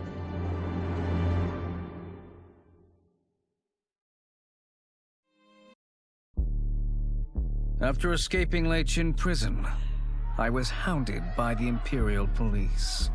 I needed a place to hide and to recuperate while I plotted the best way forward. I knew the remote canton of my youth would be perfect. To escape capture, I traveled by sea. Little did I know that a gargantuan storm was brewing. My tiny craft was smashed apart. I closed my eyes, waiting to drown, hoping that the Netherrealm wouldn't claim my soul. But when I reopened them, I found myself not in hell, but on a deserted island. From its ruins, I could tell that great sorcerers had once lived there.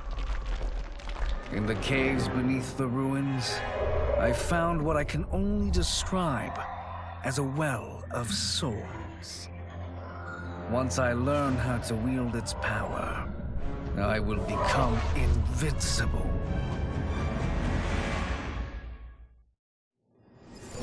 Until recently, I hadn't met Li Mei, but I had heard the stories. How the Umgadi's matron superior blamed her for not preventing Emperor Jared's murder. How she quit in disgrace rather than accept punishment. But those stories didn't fit the woman I now knew. Li Mei would never have been so negligent. Eventually, I uncovered the truth. The failures and mistakes which led to the Emperor's murder, they resulted from poor decisions made by the matron superior themselves. They made Li Mei their scapegoat. When the Empress found out, she wanted the Umgadi disbanded. But I convinced her that it could be reformed. To make sure it did, she put me in charge. I am humbled by this sacred responsibility. The Umgadi, my sisters, they are my life. I will not let them be brought down by the acts of a selfish few.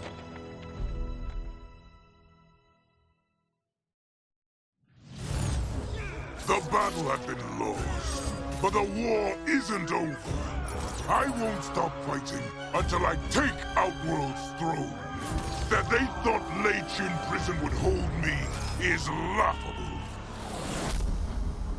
Once free, I began planning my next campaign. I would need an unstoppable army to overthrow Melina. Unfortunately, most of my former soldiers lacked the courage to rally to my standard. Rebuilding my army would require finding new recruits. And that task is proving easier than expected. Outworld's golden age has left more than a few behind.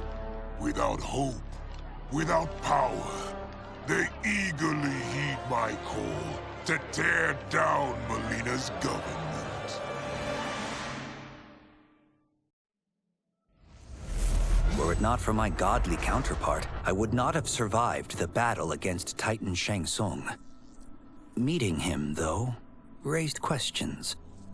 Why did I replace him in this new era? Why was I made mortal? Lord Liu Kang told me of his Raiden's nobility and righteousness, about his steadfast leadership in the defense of Earthrealm.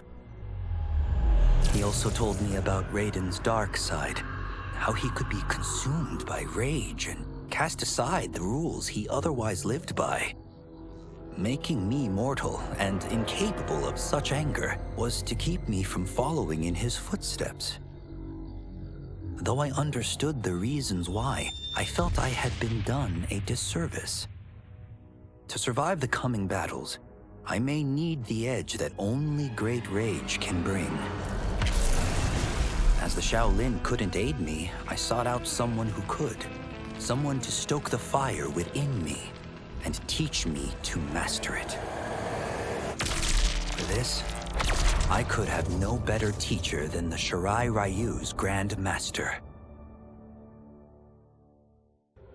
As the darkness enveloped me, I took a long last look at my family. I did not expect to see them again until their souls joined mine in the living forest. But miraculously, my beloved husband delivered me from oblivion. Though he couldn't save my body, Jared had preserved my soul. Like him and countless others, I am now a part of Ermac. Yet ours is not a peaceful repose. The collected souls within Ermac have their own needs and agendas. Before we can speak as one, we must first reach consensus. I had thought, as the former rulers of Outworld, I and Jared would hold sway. But here we are, two souls among many thousands, fighting for the right to be heard. And if there is one thing we do well together, it is fight. We will win the right to govern Ermac as we once had governed Outworld. And we will rule for the benefit of all. To elude capture by Empress Melina, I joined Havoc's crusade in Saido. There, I summoned more magic than I thought possible, and drowned out the old regime. Havoc's longed-for anarchy had been achieved. He was more than satisfied. But I was left empty and broken. Had I been satisfied as Outworld's High Mage, not let myself be tempted by Shang Tsung, a great city would not now lay in ruins. I've caused devastation, ended thousands of lives, all because of my blind ambition. I've betrayed my oath, my sovereign, and my realm. These high crimes merit punishment, and I'll accept whatever the Empress gives me. My only ambition now is to one day be forgiven.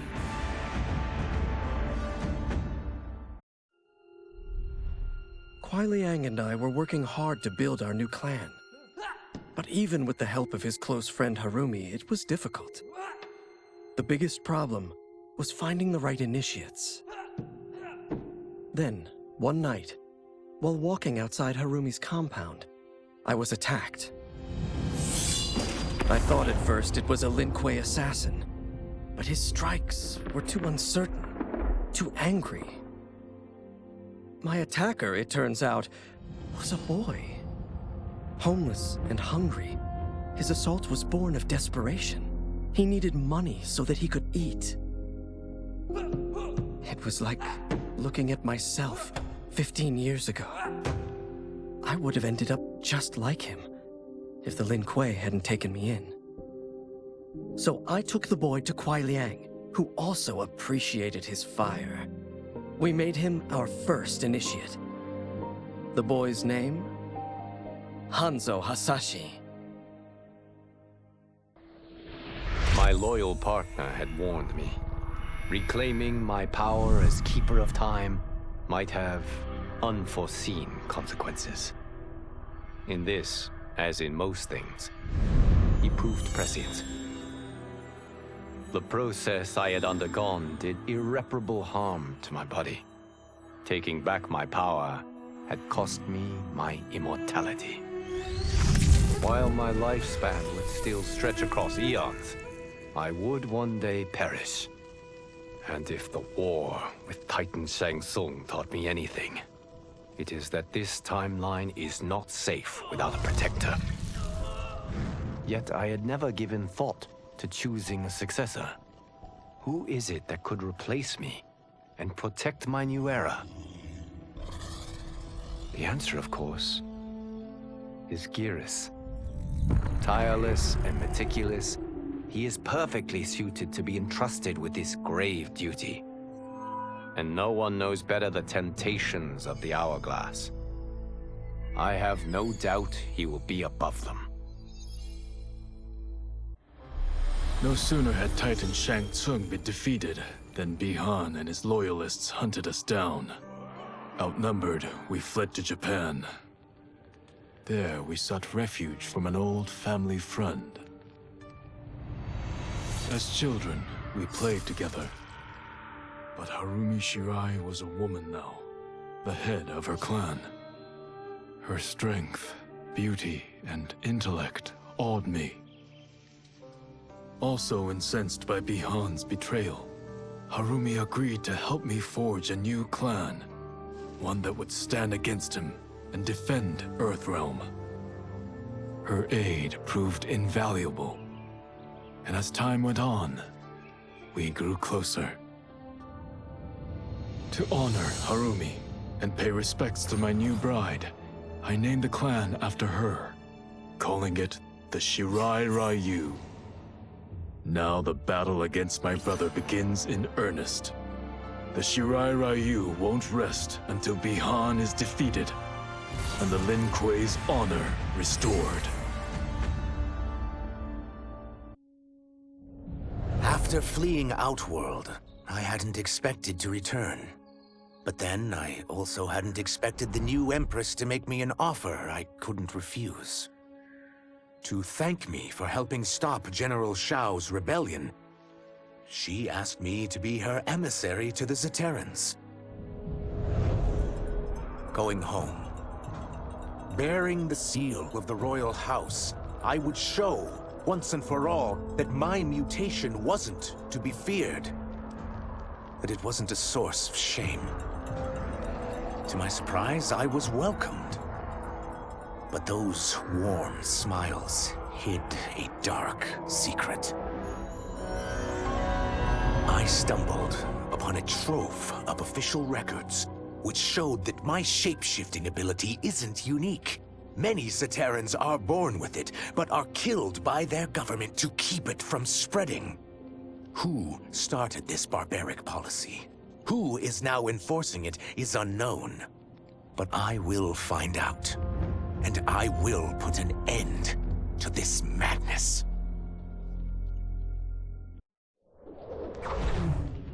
Since this whole thing kicked off, I'd wondered why Liu Kang chose me to be a champion. I mean, sure, I was killing it as a martial arts star, but it's one thing when it's all for show. It's different when you're playing for keeps. Then Liu Kang let me in on his master plan. He wanted the masses to know about the world beyond them, the one filled with gods and monsters, and he wanted me to tell them about it.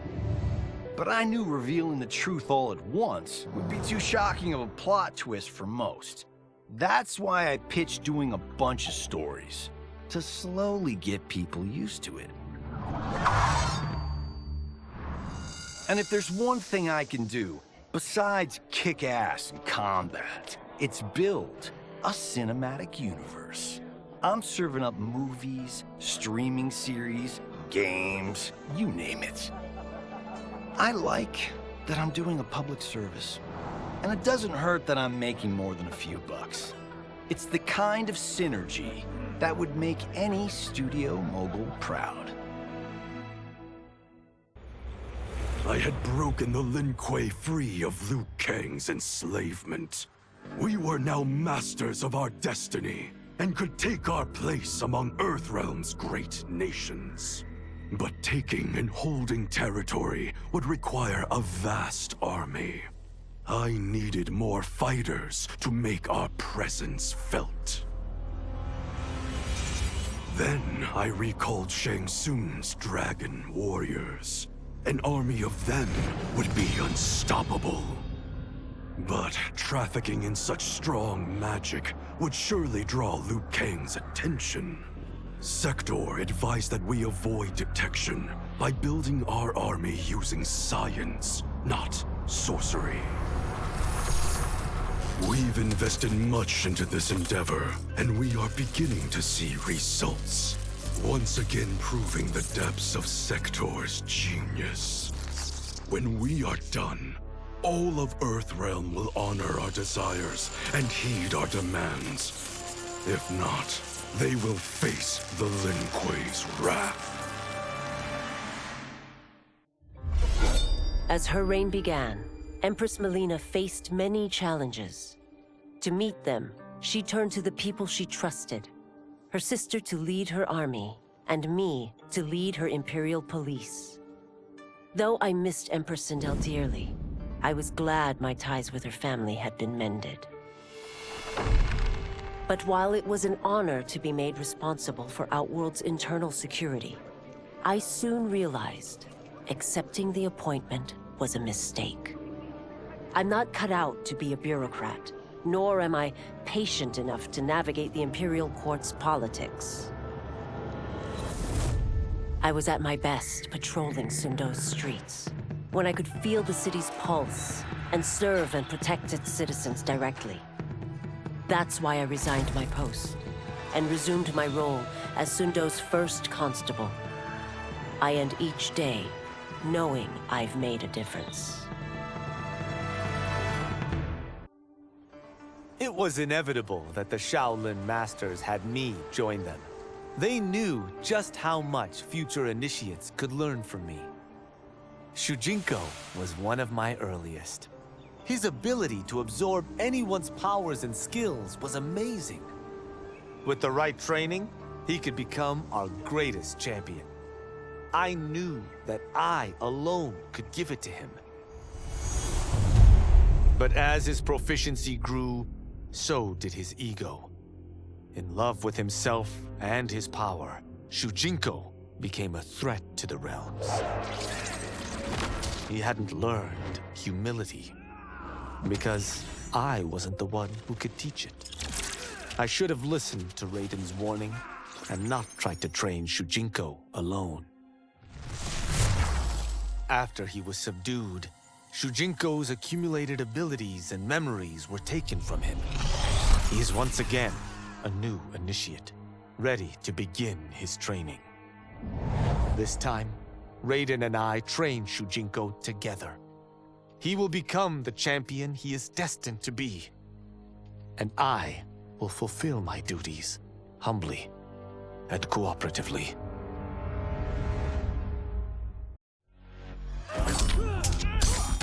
I wasn't looking for allies against the Yakuza, but I found one in Special Agent Jackson Briggs. He'd heard gangsters plotting to kill me on a wiretap and came calling, hoping I'd be his informant. We planned to part ways when we got the job done. But then, Shang Tsung showed up to steal Sento. Needless to say, Jackson had questions. It blew his mind to hear that the stories in Johnny's movies were real. Once the shock wore off, Jackson quickly sized up the threats Earthrealm faced. To deal with them, he got his bosses at the FBI to form the Outworld Investigation Agency. When he asked me to sign on, I hesitated. After all, me? A government agent? But it's an important job. And more importantly to me, an honest living.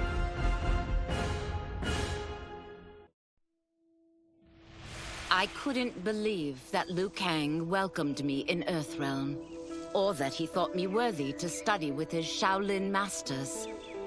After a lifetime of wishing for one, I finally had a home. But my joy was tempered as I thought about Serena. My shadow sister was still under Quan Chi's yoke, and she deserved a life free of him as much, if not more, than I. Quan Chi and my other sisters proved tenacious, but they were no match for my blade. I snatched Serena from them. Then Liu Kang helped me break Quan Chi's spell. Her mind free of his influence for the first time in years, Serena chose to join me in Earthrealm. My sister and I once again fight side by side. Only now we do so for Earthrealm. Together, we have formed the Order of Light. Quan Chi's plot collapsed. Along with it, my plan to secure new beings to feed my starving people. Because I'd advocated for partnering with him, I was held responsible. If I didn't seize for Viternus' new feeding grounds, the Coven would banish me. But then, I had a revelation. I didn't need to conquer realms to feed my people. I simply needed to capture enough beings to breed them. Once they multiply, Viternus will have a limitless, renewable source of food. And I only need a few thousand to start. A number so small compared to the billions in the realms that no one will notice as people go missing. But it will be more than enough to establish our breeding stock and feed a ravenous Viternus.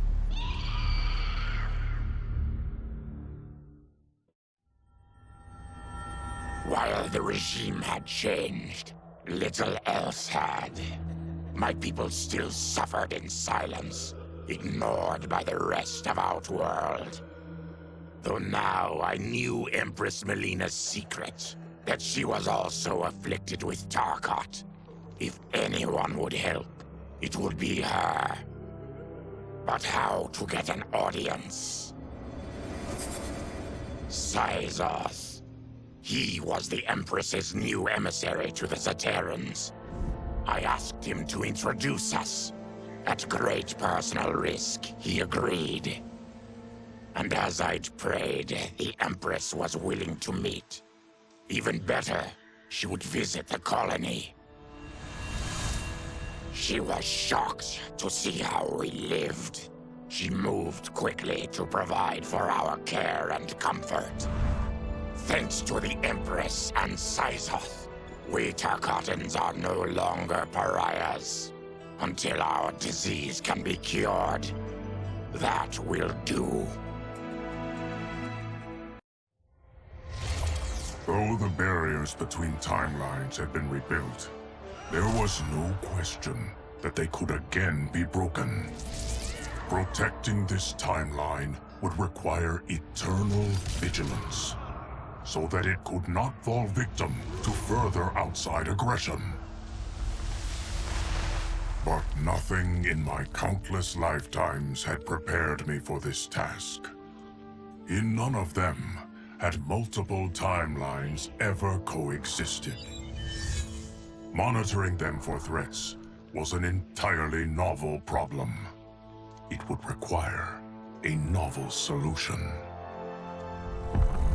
I discovered that though the timelines no longer touched, their meeting had left them intertwined. I can now secretly surveil all timelines, keeping watch for potential danger. It pleases me to do this service for the new era. Lord Liu Kang may rest assured that it is secure.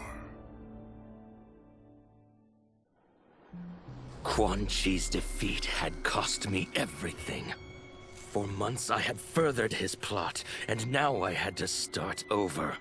Saito's people were still in chains. That's when Rain approached me. On the run from Empress Melina, he was desperate for help. And though I'd had my fill of sorcerers, this one was different. I agreed to provide him safe haven. He agreed to help topple Saito's government. And topple it we did. Rain summoned a wave so vast, so powerful, that it crushed the capital. Saito's fascist rulers were swept away.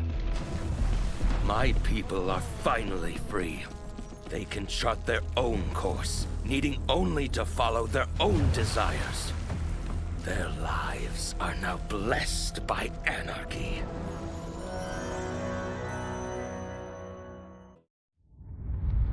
Desperate to avoid defeat, Titan Shang Tsung had stolen me from my timeline to set me against Liu Kang. He assumed a Viltrumite would shift combat in his favor. Shang Tsung was right, of course, but he was blinded by ambition and failed to consider that my only true loyalty is to the Viltrum Empire. In my home timeline, my mission to pacify Earth for Viltrum had been left incomplete. I thought I could redeem myself by delivering this new timeline. New realms, new species, all ours for the taking. For a few years, annexing realms satisfied the Empire's hunger for conquest. But my people have excellent memory. I knew sooner or later we would return to our own timeline, to Earth, to finish my original mission. I only hope my son has had time enough to prepare.